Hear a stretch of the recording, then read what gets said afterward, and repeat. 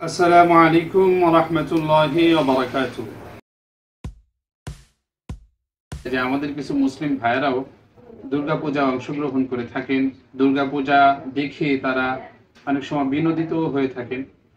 এই বিষয়টা সম্পর্কে আমরা যদি শরীয়তের নির্দেশনা দেখি, তাহলে আমরা আসলে সঠিক ধারণাটা পাবো আসলে দুর্গাপূজা দেখতে আমরা যেতে পারবো কি পারবো না, বা দুর্গাপূজা দেখে আমি আনন্দ উপভোগ বা বিনোদন এটা নিজে করতে পারবো কি পারবো না। তো এ সম্পর্কে আব্দুল্লাহ ইবনে মাসউদ রাদিয়াল্লাহু তাআলা আনহু থেকে একটা হাদিস বর্ণিত রয়েছে যে আব্দুল্লাহ ইবনে মাসউদ রাদিয়াল্লাহু তাআলা আনহুকে একজন ব্যক্তি ওলিমার দাওয়াত দিয়েছিলেন। তিনি যখন ওলিমার দাওয়াতকারী ব্যক্তির সাথে তার বাড়ির সামনে গেলেন, তখন দেখলেন যে ওখানে বাদ্যযন্ত্র সহ কিছু এমন কাজ হচ্ছে যেটা বিধর্মীরা করে থাকে।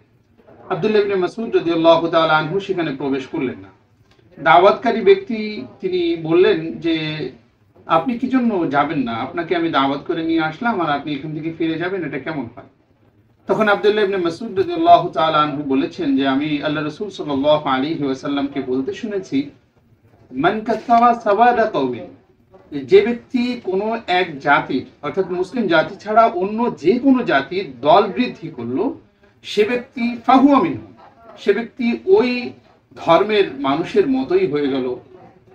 এরপরে আল্লাহ রাসূল সাল্লাল্লাহু আলাইহি ওয়াসাল্লাম আরো বলেছেন যে ওয়ামান রাদিয়া আমালা কওমি, যে ব্যক্তি কোনো এক জাতি অর্থাৎ বিধর্মী জাতির কোনো একটা আমল বা কাজ দেখে, ধরে নিন উদাহরণস্বরূপ এই পূজা দেখে সে সন্তুষ্টি প্রকাশ করলো, সে সন্তুষ্ট হলো, তার মনকে সে এইটা দিয়ে একটু আনন্দ দেওয়ার ব্যাপারটা সে নিজে নিজে ভেবে নিল, অর্থাৎ বিনোদিত হলো, সে এটা উপভোগ করলো।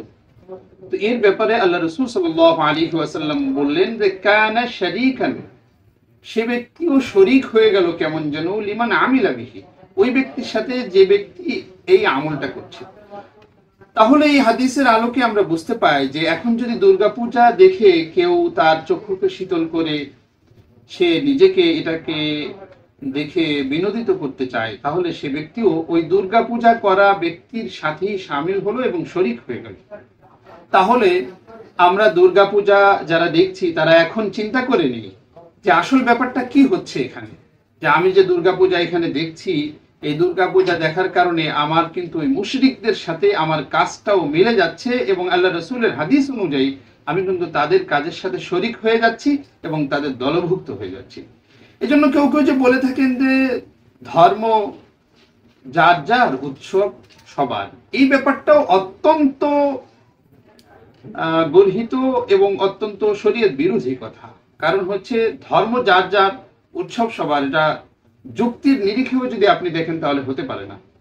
তাহলে ঈদুল আজহাতে আমরা যে উৎসব হিসেবে কোরবানি করি, গরু জবেহ করি, তো এই বিষয়টাতেও যদি অন্যান্য ধর্মাবলম্বী যারা তাদের অংশগ্রহণ করা লাগে, তখন তো তারা কোনোভাবেই এটা করতে চাবে না, যুক্তির নিরিখেই তারা করতে চাবে না। তাহলে শুধুমাত্র মুসলিমদেরকে হিন্দুত্ববাদে বা হিন্দুদের যে উৎসবগুলো আছে সেখানে মুসলিমদেরকে নেওয়ার জন্য কি জন্য এই কসরত এবং এই প্রয়াস? এটা নিঃসন্দেহে মুসলমানদের ঈমান ধ্বংস করার জন্য এবং মুসলমানদেরকে হিন্দুত্ব সহ অন্যান্য যেই ধর্ম আছে এই ধর্মের কাজে মুসলমানদেরকে নিয়ে যাওয়ার জন্য এবং মুসলমানদের ঈমান এবং আমলকে নষ্ট করার জন্যই এটা করা হচ্ছে বলে আমরা মনে করি। সুতরাং এই বিষয়গুলো থেকে আমাদের বের হয়ে আসতে হবে। আল্লাহ তাআলা আমাদেরকে সমস্ত শিরকি এবং নিফাকি কাজ থেকে হেফাজত থেকে তৌফিক দান করুন। আমিন। ওয়া আখিরু দাওয়ানা আনিল হামদুলিল্লাহি রাব্বিল আলামিন।